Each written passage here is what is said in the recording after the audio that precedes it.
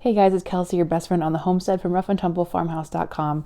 We are entering winter months here, or we're very well into the winter months where the days are short, it's dark early, it's overcast a lot, it's cold, so we're cooped up inside, and it is a time where we have to start being mindful of and maybe dealing with things like the winter blues or seasonal affective disorder. After living my entire life in the frozen north that is Minnesota, I have some really great tips and tricks to share and strategies to help you keep away those winter blues.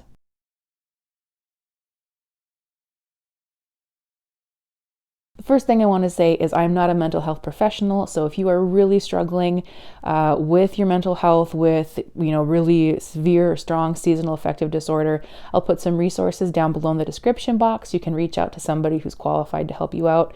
Mental health is a very serious thing, not to be kind of trifled with, and especially rural folks and especially farmers. There's just sort of this epidemic among farmers having issues with mental health and stress and things like that. So make sure you're looking after yourself and check out the description box for those resources. But if you just want to have kind of some ideas to help you kind of stave off that funk that you tend to get in the winter sometimes, let's dive into my top ideas. The first one is to get outside. This is going to be on just about every list, I feel like, for dealing with seasonal affective disorder. So many studies have shown that getting outside, being in nature, does wonderful things for our mood, for our overall well-being. So get outside, whether it's just a walk to the mailbox every day or a walk around the block. Being on a farm, of course, we are out doing chores for our animals, so we get out that way. As long as the weather is decent enough, here that wind chill is pretty nasty and the temperature can get low where it's dangerous. You're gonna, hurt your skin, get frostbite or frost nip even. We've got pretty little kids. But as long as the weather, even in the teens, if it's sunny and not windy, we are outside, we are playing. It is so good. You can just see how it calms everybody down, makes everybody feel a lot better to just get outside. So figure out a way to get yourself outside. Number 2, also popular on these sort of lists, is to get moving. Of course, everybody knows about how, well, maybe not everybody, but when you exercise and get physical activity, it helps release endorphins that help elevate your mood and help you feel better. It's good for your heart health, it's good for your body, and you can definitely pair this with getting outside if you want to, get in that walk after dinner or something like that. Get your body moving in some way. You can check for local classes as an idea for that. See if you have a local Y, community ed. Check out, there might be some groups where there's snowshoeing or things like that. I highly recommend checking out state parks.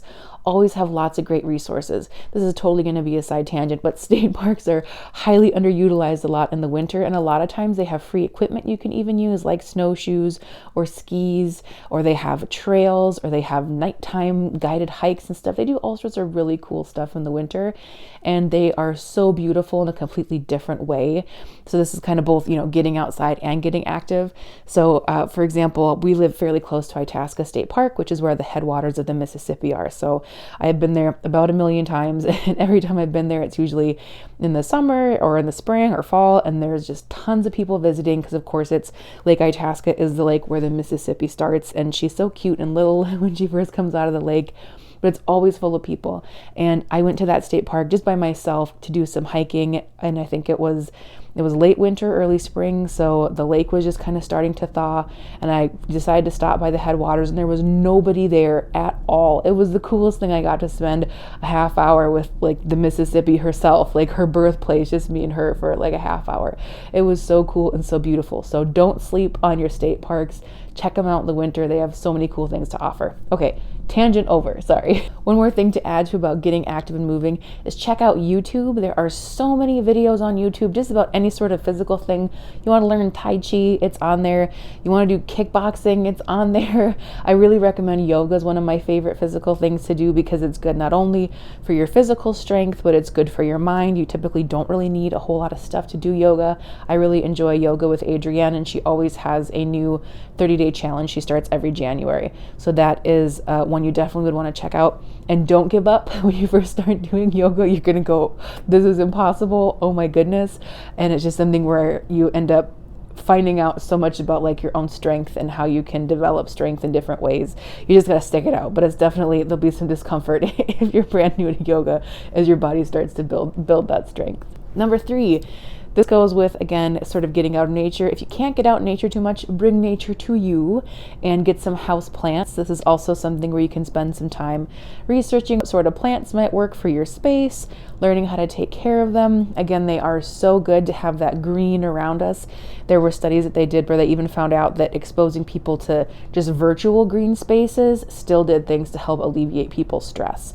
So if you can bring some plants into your life, that can also be a good helper for kind of dealing with the barrenness that can be winter if you bring in a little bit of lush green that you get to see and interact with every day. Number 4 is to learn something new. I have so many things. I want to learn in this life. I will never get through them all. So pick something that you've maybe always wanted to try and figure it out and learn how to do it. Maybe you want to crochet. Maybe you want to get really good at baking bread. Maybe you want to assemble model planes. It could be anything. There's so many things you can learn, and again, community ed is a great resource for that. And don't just check your local community ed. I think we're within about an hour of 4 different school districts, and they all have different community ed programs. The classes are usually cheap, and there's all sorts of cool stuff you can learn to do. I went and learned how to weld one time through community ed. It was so much fun. It was really cool. And then I learned how to make flowers and how to make a seat. It was really cool. So check out community ed. Check out, again, YouTube has tons of resources. Go to your local library is a really great place to start. If you're not even sure what you'd want to learn, go to your library, head to the nonfiction section and just, check out the rows. Kind of that head tilt as you're reading the different titles. And when you find something that kind of go, ooh, and kind of you get a little spark from it, grab that book, check it out, learn about it, and develop a cool new skill. I will also say, if you like this sort of thing back here, I also have a course that teaches how to make barn quilts, and I will leave a link for that below if you're interested in learning how to make those. That could be something you can learn to do too. So find something that interests you, that you can look forward to getting your hands moving and working and developing this cool new thing you can do. On the flip side of that is you can teach something. Maybe you have a really cool skill that you would like to teach someone. Maybe you know how to make lace. Maybe you know how to knit. Maybe you, are a blacksmith. There's about a million different cool things. You probably know something that other people don't that they would like to learn how to do. And again, community ed is a great place. You have to kind of get in there early, so it's probably kind of too late for this season, but you could plan a class for in the spring. You could set up an online thing through Teachable or something if you want to do that. You can just offer the class, put it in the newspaper or community bulletins or something, have a workshop on something. You can teach something because then you spend the time kind of developing your curriculum. Then you can connect with other people who are interested in the same thing you are interested in as well. So try your hand at teaching. Next on our list, I lost track of what number we're on even, but it is to join some sort of a club. So check, library is a great place to start. They sometimes have different community groups or clubs that meet there. Check your local newspaper might have some listings. Again, check community ed. You can join groups online, obviously. I think there's a lot to be said for meeting in person. So maybe you want to have it's a sports group you want to join, or a poker league, or again, a crafting group or something. Find something that interests you to get out there and connect with some other people. And if there isn't a group that you want to join, start your own group. Start a book club. My friend, she just reached out to me about joining their book club that she just started, where they meet once a month and there's no assigned book. You just come and talk about whatever book you're currently reading. So it's no pressure. You don't have any assigned reading to do. You just get to come and chat with some other folks who also enjoy reading, and you find out about a whole bunch of different books at the same time. So it doesn't need to be a super high pressure thing, but just find a club, a group, a society, something to get involved with. Next on the list is to start a side hustle. Winter is a great time to kind of let your ideas start to go, to start working on something, to launch a small side business. Maybe you want to have a YouTube channel. Maybe you want to have a blog like I do. Maybe you want to make and sell barn quilts. Maybe you want to sell things that you crochet. Maybe you want to start a catering business or something. Martha Stewart did that and she became a billionaire from a catering business. So you never know what a side hustle might turn into. So if there's something you're interested in and monetizing it, winter is a great time to either make the planning for getting it up and running or to actually launch some sort of a small side business. One of my favorite things on the list is to plan a little trip. Just a little one, nothing that costs a ton of money. If you've got the resources to do a trip, go for it. We're definitely kind of in a hunker down time financially. And so we do just kind of smaller trips around our state or locally. Not too far from us is a town called Park Rapids that we really like to go and visit. We go once a year. We hit up this super good restaurant called The Good Life, and they've got just the best food. And then there's a little local bookstore, and they've got a couple kind of candy shops there and things. It's really touristy more so in the summer, but in the winter is a great time to go and support those small businesses when they have less people coming. And it's maybe an hour and a half away from where we are, so we can just make a day trip out of it. So it doesn't cost a ton of money, but it's just a really fun little vacation to somewhere close by that we can get to know better and really kind of cherish. So look for something nearby and check it out, because you never know what sort of cool, interesting things you're going to find. Another thing to do when you are trying to keep away those winter blues is volunteer. There are, I'm sure, tons of organizations in your area where they would love to have volunteers. You can find humane societies, Lions Club, again, your local library. Your local 4-H group would probably love to have volunteers if you're interested in leading like a project kind of focus club or something like that. There are tons of places, I'm sure, that would love to have some volunteers, or different nonprofits that might be looking for board members, and you may have a skill that would be helpful on that board. So reach out to areas of interest that are, in your local area and get involved as a volunteer. This next one on the list is one you really want to think about before you do it, but you could potentially adopt an animal. Of course, the animal shelters, they're usually a little less full in the winter and the summer because animals are having more babies and things. They have a lot more, but you could adopt a cat, a dog, a rabbit, whatever. And that's something that is, of course, a longer term commitment, but having that companionship and something to look after and build a new relationship with can be really lovely. But of course, cats, could live on average to be in their late teens, early 20s. So if you adopt a kitten, that's a couple decades of commitment you're making. And dogs, of course, usually live anywhere until, between 8 and 16 years old too. So keep in mind the commitment factor on that one. But that's a good consideration to make, is adopting an animal or fostering. Again, that's something they usually need more in the summertime, but maybe if you have a very full local humane society or other nonprofits that work with animals, they might need someone just to foster animals, and then it's kind of a more temporary thing. You're not making that lifetime commitment to an animal. This one might seem a little bit old-fashioned, but try writing some letters. I love writing letters. I don't do it as much. I used to do it a lot more before I had kids, and now, oh my gosh. But get yourself some stationery or just a notebook, but get a pen that you like the way it writes. Don't just use some like free pen from the bank that you really gotta get a pen that writes nicely, and write some letters. If you're lucky to have a grandparent still in your life, oh my gosh, they would love it. Who doesn't love getting a handwritten letter? Everybody does. So that is a great thing to do. You could once a week or even once a month write a letter to somebody who you'd like to just send a little bit of love to, and write some letters. It's really fun, and it can be really kind of cathartic for you too. You can even write letters for yourself. You can journal rather than sending things off to other people. I like to write letters for my kids the night before their birthdays. I sit down and I write them a letter and seal it in an envelope. And then when they turn 18, they're all going to get a pack of letters that I wrote them for their entire lives. So there's really creative and interesting things you can do with letters too.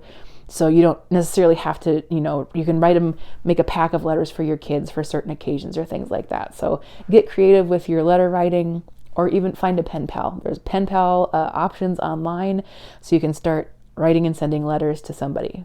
This one's going to sound a little bit silly, but I highly recommend you get some twinkle lights. So either actual twinkle lights or just kind of some glowing lights, some candles, some sort of things. I find that, especially around Christmas right now, as I'm filming this, Christmas is a couple of weeks away. So we've got the Christmas tree, and we have a little, like a holiday village set up, and twinkle lights in the window and Christmas lights outside the house. And then after Christmas gets done, which tends to be kind of the harder time for folks, is that, January, February into March before spring, usually for us kind of late March is when we first getting some signs of spring being on its way. But so after Christmas and Thanksgiving are done, the holidays have finished, and then Christmas is over, and all the kind of magical glowy twinkle things go away. And everything just seems a little bit more drab and just a little like, oh, okay. So this year I'm really trying to be proactive. I already bought some twinkle lights that I put up well before Christmas, trying to find the right spot for them. Just finding little things to have around that have like a nice little warm glow to kind of fill your space just with a little bit of coziness, I think can go a long way. So have a plan for twinkly lights, glowing lights of some kind to have around your house to keep that sort of, just that cozy vibe going long after Christmas is over. Okay, some fun ones is I think there's a lot to be said in the winter about just hunkering down and enjoying the fact that it is it's cold out there and you don't want to go outside and you don't necessarily need to go outside. So really just soak in that hunkering down, take more baths, just snuggle up with your blankets and pick a series to watch. Most of us have a list of things that people said, oh, have you seen this series? Have you watched this? And you're like, oh yeah, I'll get around to it. This is the perfect time to watch those things and to do it guilt-free. This is the time kind of for more hibernation and rest. So pick a series that's got 8 seasons with 26 episodes each, and they're all like 45 minutes long. Maybe you're finally going to watch The West Wing after like 20 years, or you're going to watch Yellowstone. My husband, of course, is into Yellowstone. It's too violent for me, but pick a series you've always wanted to watch or you're interested in and dive into it. Or movies, have it be, you could pick kind of a theme, like we're going to watch, I don't know, every single movie that I don't know, Robert Redford has ever made, just for fun, and then Friday nights are Robert Redford movie night, or whoever. I don't know why I thought Robert Redford, but he's the first guy that came to mind. Anyway, there's a lot you can do with just kind of shows and movies and entertainment. So find something to hunker down with and enjoy. That being said, it doesn't just have to be movies. You can, of course, do books too. And I'm a huge fan of audiobooks. My goodness, now that I have 3 kids, at the end of the day, I've got nothing left. And I usually have a kid in my bed or in their crib in my room. So staying up and reading like I used to love to do isn't a thing. And so I rely so much on audiobooks. And so a hot tip for audiobooks, if you aren't familiar with Hoopla, Hoopla, it is an app you absolutely should get. If you don't already have it, you don't have to use Audible and spend money on audiobooks. Hoopla is connected to most libraries, so you get the app. You put in your library information in your library card, and then you will have access to thousands of ebooks, audiobooks, movies, all kinds of stuff for free. There is a checkout limit. You can only check out 5 a month. And then depending on where you live, there might be a collective checkout limit, which means that for your whole library system, they only allow X amount of checkouts. So you will want to check stuff out pretty early in the morning. For me, if it's after 7:30 a.m., usually like the collective checkout limit is gone. So if I'm up with a kid or something in the middle of the night before I go to bed, I've got my phone out and I'm checking out my audiobooks. So check out Hoopla. It'll save you money, and you also have access to really great stories, fiction, nonfiction, you name it. They've got tons of great stuff on there. So embrace books, embrace audiobooks, and enjoy just the hunker down nature of winter. So your challenge after listening to this video and watching this video, you've got 3 things I want to challenge you to do. 1, pick something from this list or come up with your own thing, a way to connect with yourself. So that could be, going for a walk, that could be doing yoga, that could be journaling, something that's kind of you just enjoying your own company and time with yourself. 2, I want you to find something or find a way to connect with others, preferably actually in person, but if it's digitally and online, that's fine. Join that club, reach out to those people, volunteer, do something that connects you with the rest of humanity. And number 3, find a way to connect with nature. So that might be the going for a walk, bringing some plants in, checking out your state park, something to connect with nature. And if you can do those 3 things, you're going to be way ahead of any sort of kind of just funk that seasonal depression can throw at you. And I also recommend you start doing these things now. Don't wait until you're already kind of feeling a little bit funky. Pick some of these things or just pick one of these things and start doing it now, so that way you will have the momentum and something already built into your everyday life that's going to keep you feeling more like yourself. And again, not letting that kind of winter blues, seasonal affective disorder, not letting it get you, because you're already going to be one step ahead. Hopefully this was helpful for you guys. I'm going to put some links up here or here somewhere. I'll do a dance for you. I'll put some links for some videos, just some like tutorials of things that I have already here on YouTube that might be stuff that interests you if you're looking for just kind of something to give a try. Thank you guys so much for watching. Take care of yourselves out there during, the cold months. And if you have any questions or ideas, or just want to kind of bounce some things around, or just want to chat even, especially this time of year, go ahead and pop some things in the comment section below. I would love to read it. Otherwise, we will see you here next week at our Rough and Tumble farmhouse.